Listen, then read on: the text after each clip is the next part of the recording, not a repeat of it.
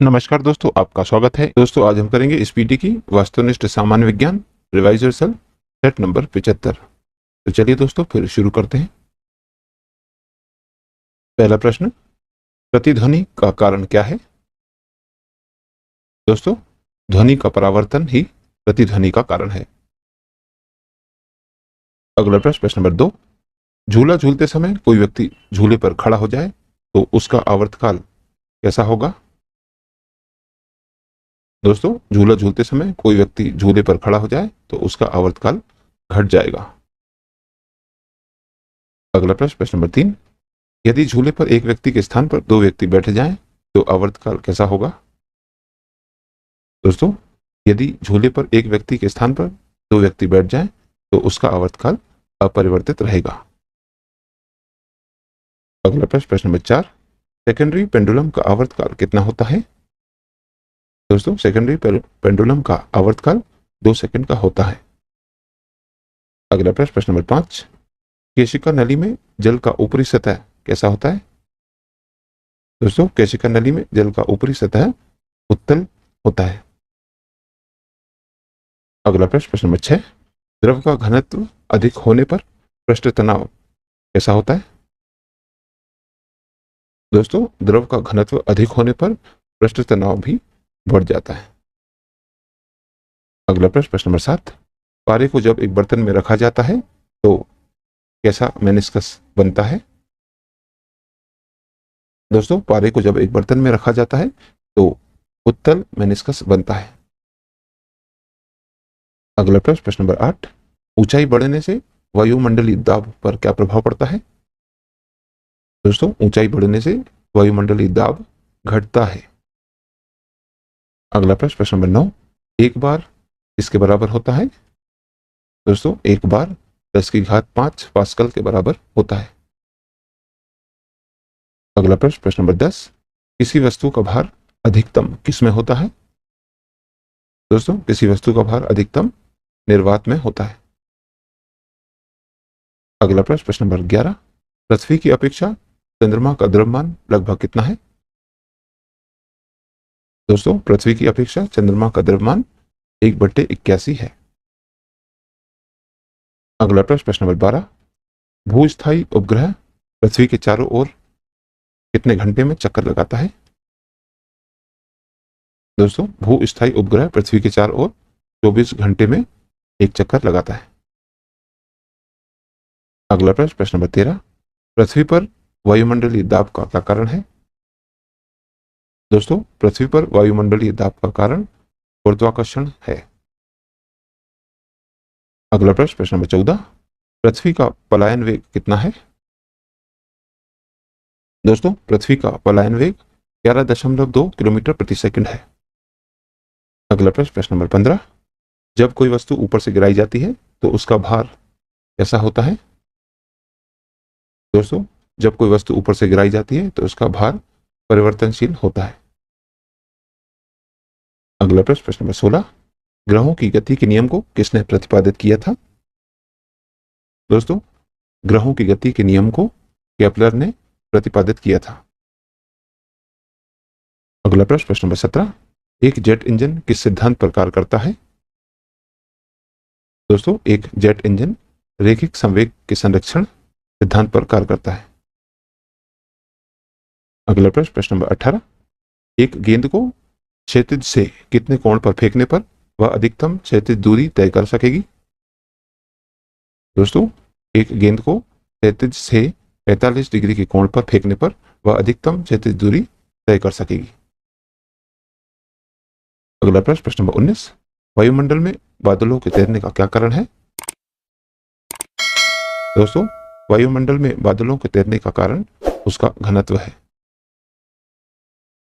अगला प्रश्न number 20, gas के अणुओं की गतिज ऊर्जा किस ताप पर शून्य होती है?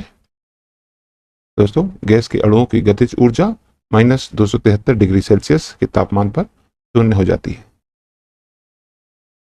अगला प्रश्न नंबर 21, पारे का तापमापी किस ताप तक प्रयुक्त हो सकता है? दोस्तों, पारे का तापमापी 360 डिग्री सेल्सियस के तापमान तक प्रयुक्त हो सकता है। अगला प्रश्न, प्रश्न नंबर 22, प्रिज्म द्वारा किस रंग का विचलन अधिकतम होता है? दोस्तों, प्रिज्म द्वारा बैंगनी रंग का विचलन अधिकतम होता है। अगला प्रश्न, प्रश्न नंबर 23, किसी गैस में उत्पन्न ध्वनि तरंग सदैव कैसे होती है? दोस्तों, किसी गैस में उत्पन्न ध्वनि तरंग सदैव अनुदैर्ध्य तरंग होती है। अगला प्रश्न, प्रश्न नंबर 24, किसी स्थान पर पृथ्वी के चुंबकीय क्षेत्र के क्षैतिज व ऊर्ध्वाधर घटक बराबर हैं, तो उस स्थान पर नति कोण कितना होगा? दोस्तों, किसी स्थान पर पृथ्वी के चुंबकीय क्षेत्र के क्षैतिज व ऊर्ध्वाधर घटक बराबर हैं, तो उस स्थान का नति कोण 45 डिग्री होगा। अगला प्रश्न, प्रश्न नंबर 25, द्रव्य तरंगों की तरंगदैर्ध्य इस पर निर्भर नहीं करती। दोस्तों, द्रव्य तरंगों की तरंगदैर्ध्य आवेश पर निर्भर नहीं करती, जबकि संवेग, चाल और उसके द्रव्यमान पर निर्भर करती है। अगला प्रश्न, प्रश्न नंबर 26, कौन सा कण सबसे अधिक अस्थायी है? दोस्तों, न्यूट्रॉन कण सबसे अधिक अस्थायी है। अगला प्रश्न, प्रश्न नंबर 27, एंगस्ट्रॉम क्या मापता है? दोस्तों, एंगस्ट्रॉम प्रकाश तरंगदैर्ध्य मापता है। अगला प्रश्न, प्रश्न नंबर 28, श्यानता गुणांक की एसआई इकाई क्या है? दोस्तों, श्यानता गुणांक की एसआई इकाई पॉइस है। अगला प्रश्न, प्रश्न नंबर 29, एक फैथम किसके बराबर है? दोस्तों, एक फैथम 6 फीट के बराबर है। अगला प्रश्न, प्रश्न नंबर 30, टाइपराइटर के आविष्कारक कौन है? दोस्तों, टाइपराइटर के आविष्कारक रोल्स हैं। अगला प्रश्न, प्रश्न नंबर 31, जेट इंजन किस सिद्धांत पर कार्य करता है? दोस्तों, जेट इंजन रैखिक संवेग संरक्षण के सिद्धांत पर कार्य करता है। अगला प्रश्न, प्रश्न नंबर 32, मानक दाब क्या है? दोस्तों, पारे का 70 मिलीमीटर मानक दाब होता है। अगला प्रश्न, प्रश्न नंबर 33, मैनोमीटर के द्वारा किसकी माप की जाती है? दोस्तों, मैनोमीटर के द्वारा गैसों के दाब की माप की जाती है। अगला प्रश्न, प्रश्न नंबर 34, वस्तु की मात्रा बदलने पर क्या अपरिवर्तित रहेगा? दोस्तों, वस्तु की मात्रा बदलने पर उसका घनत्व अपरिवर्तित रहेगा, जबकि आयतन, भार और द्रव्यमान परिवर्तित होते हैं। अगला प्रश्न, प्रश्न नंबर 35, केल्विन मान में मानव शरीर का सामान्य ताप कितना है? दोस्तों, केल्विन मान में मानव शरीर का सामान्य ताप होता है 310 केल्विन। अगला प्रश्न, प्रश्न नंबर 36, पारा कितने तापमान पर जमता है? दोस्तों, पारा -39 डिग्री सेल्सियस के तापमान पर जमता है। अगला प्रश्न, प्रश्न नंबर 37, उच्च तापक्रम को मापने का यंत्र कौन है?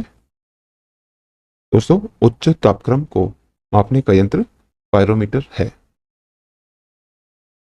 अगला प्रश्न, प्रश्न नंबर 38, शुष्क शेल किसे कहते हैं? दोस्तों, शुष्क शेल प्राथमिक सेल को कहते हैं। अगला प्रश्न, प्रश्न नंबर 39, प्रकाश की गति किस पर न्यूनतम होगी? दोस्तों, प्रकाश की गति कांच से गुजरने पर न्यूनतम होगी। सेट नंबर 76, पहला प्रश्न, तड़ित चालक किससे बनाए जाते हैं? दोस्तों, तड़ित चालक तांबे के बनाए जाते हैं। अगला प्रश्न, प्रश्न नंबर 2, किस यंत्र का काम डायनामो के कार्य का उल्टा होता है?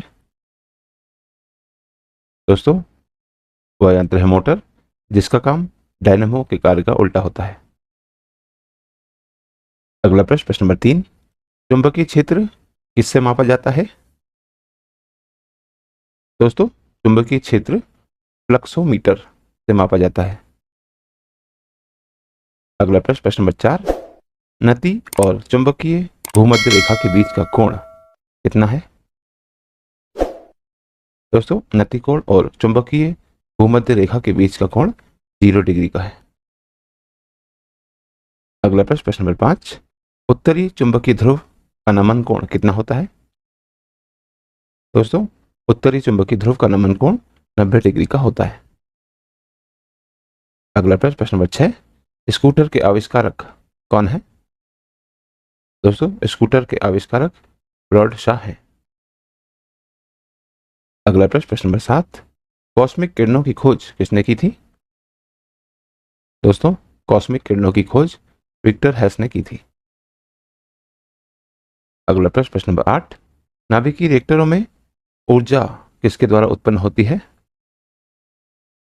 दोस्तों, नाभिकीय रिएक्टरों में ऊर्जा नियंत्रित विखंडन द्वारा उत्पन्न होती है। अगला प्रश्न, प्रश्न नंबर 9, कोबाल्ट 60 क्या उत्सर्जित करता है? दोस्तों, कोबाल्ट 60 गामा किरणें उत्सर्जित करता है। अगला प्रश्न, प्रश्न नंबर 10, पॉजिट्रॉन की खोज किसने की थी? दोस्तों, पॉजिट्रॉन की खोज एंडरसन ने की थी। अगला प्रश्न, प्रश्न नंबर 11, एक सामान्य शुष्क शेल में विद्युत अपघट्य क्या होता है? दोस्तों, एक सामान्य शुष्क शेल में विद्युत अपघट्य अमोनियम क्लोराइड होता है। अगला प्रश्न, प्रश्न नंबर 12, अतिचालक का लक्षण क्या होता है? दोस्तों, उच्च पारगम्यता ही अतिचालक का लक्षण है। अगला प्रश्न, प्रश्न नंबर 13, ठोस कपूर से कपूर वाष्प बनाने की प्रक्रिया को क्या कहते हैं? दोस्तों, ठोस कपूर से कपूर वाष्प बनाने की प्रक्रिया को ऊर्ध्वपातन कहते हैं।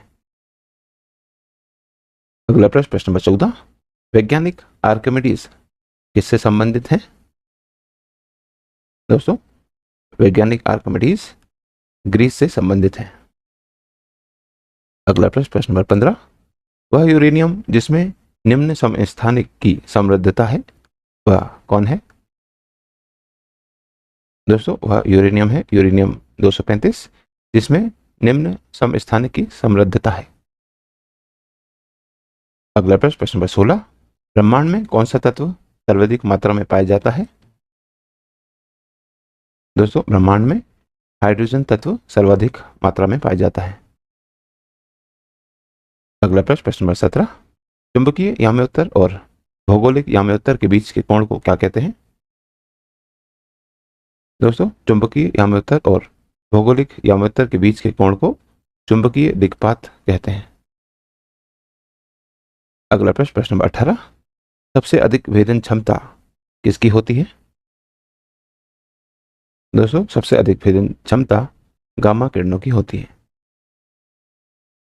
अगला प्रश्न, प्रश्न नंबर 19, यदि पृथ्वी पर वायुमंडल न होता तो दिन की अवधि कैसी होती? दोस्तों, यदि पृथ्वी पर वायुमंडल न होता तो दिन की अवधि कम होती। अगला प्रश्न, प्रश्न नंबर 20, यदि किसी दर्पण को थीटा कोण से घुमाया जाए तो परिवर्तित किरण का घूर्णन कितना होगा? दोस्तों, यदि किसी दर्पण को थीटा कोण से घुमाया जाए तो परिवर्तित किरण का घूर्णन 2 थीटा होगा। अगला प्रश्न, प्रश्न नंबर 21, विद्युत धारा का पता लगाने के लिए किस उपकरण का उपयोग करते हैं? दोस्तों, विद्युत धारा का पता लगाने के लिए अमीटर उपकरण का उपयोग करते हैं। अगला प्रश्न, प्रश्न नंबर 22, एक एंगस्ट्रॉम किसके बराबर है? दोस्तों, एक एंगस्ट्रॉम 10⁻⁻10 मीटर के बराबर है। अगला प्रश्न, प्रश्न नंबर 23, निम्नांकित में से किस रंग का अपवर्तनांक सबसे अधिक होता है? दोस्तों, इनमें बैंगनी रंग का अपवर्तनांक सबसे अधिक होता है। अगला प्रश्न, प्रश्न नंबर 24, ऊष्मा का सर्वोत्तम चालक कौन है? दोस्तों, पारा ऊष्मा का सर्वोत्तम चालक है। अगला प्रश्न, प्रश्न नंबर 25, खाना पकाने का बर्तन कैसा होना चाहिए? दोस्तों, खाना पकाने का बर्तन उच्च विशिष्ट ऊष्मा तथा निम्न चालकता वाला होना चाहिए। अगला प्रश्न, प्रश्न नंबर 26, किसी गैस का आयतन प्रसार गुणांक हमेशा कैसा होता है? दोस्तों, किसी गैस का आयतन प्रसार गुणांक हमेशा ऋणात्मक होता है। अगला प्रश्न नंबर 27, पृथ्वी का द्रव्यमान कितना है? दोस्तों पृथ्वी का द्रव्यमान 6 गुणा 10 की घात 24 किलोग्राम है। अगला प्रश्न नंबर 28, भू स्थिर उपग्रह का आवर्तकाल कितना होता है? दोस्तों भू स्थिर उपग्रह का आवर्तकाल 24 घंटे का होता है। अगला प्रश्न नंबर 29, लिफ्ट की खोज किसने की थी? दोस्तों लिफ्ट की खोज ओटिस ने की थी। अगला प्रश्न नंबर 30, उड़ते हुए हेलीकॉप्टर में कौन सी ऊर्जा होती है? दोस्तों उड़ते हुए हेलीकॉप्टर में स्थितिज और गतिज ऊर्जा दोनों होती है। अगला प्रश्न नंबर 31, किस ताप पर ध्वनि का वेग 332 मीटर प्रति सेकंड होता है? दोस्तों 0 डिग्री सेल्सियस पर ध्वनि का वेग 332 मीटर प्रति सेकंड होता है। अगला प्रश्न नंबर 32, पृथ्वी तल से ऊपर या नीचे जाने पर गुरुत्वीय त्वरण का मान कैसा होता है? दोस्तों पृथ्वी तल से ऊपर या नीचे जाने पर गुरुत्वीय त्वरण का मान घटता जाता है। अगला प्रश्न नंबर 33, जब बर्फ पिघलती है तो क्या होता है? दोस्तों जब बर्फ पिघलती है तो उसका आयतन घटता है। अगला प्रश्न नंबर 34, इलेक्ट्रॉन वोल्ट किसकी इकाई है? दोस्तों इलेक्ट्रॉन वोल्ट ऊर्जा की इकाई है। अगला प्रश्न नंबर 35, दाब बढ़ने पर जल का क्वथनांक कैसा होता है? दोस्तों दाब बढ़ने पर जल का क्वथनांक बढ़ता है। अगला प्रश्न नंबर 36, वेंचुरीमीटर से क्या ज्ञात करते हैं? दोस्तों वेंचुरीमीटर से जल के प्रवाह की दर ज्ञात करते हैं। अगला प्रश्न नंबर 37, मानव शरीर में कार्बोहाइड्रेट पुनः किस रूप में संग्रह होता है? दोस्तों मानव शरीर में कार्बोहाइड्रेट पुनः ग्लाइकोजन के रूप में संग्रह होता है। अगला प्रश्न नंबर 38, शरीर में ऊतकों का निर्माण किससे होता है? दोस्तों शरीर में ऊतकों का निर्माण प्रोटीन से होता है। तो दोस्तों आज की इस प्रश्नावली में कुल 38 प्रश्न थे जो हमारे द्वारा पूर्ण कर लिए गए हैं। और दोस्तों यदि आप इस YouTube चैनल पर नए हैं तो चैनल सब्सक्राइब कर लीजिए, वीडियो को लाइक किया कीजिए तथा इसे अन्य लोगों के साथ भी शेयर कीजिए। दोस्तों मिलते हैं अगले वीडियो में अगली प्रश्नावली के साथ, तब तक के लिए नमस्कार।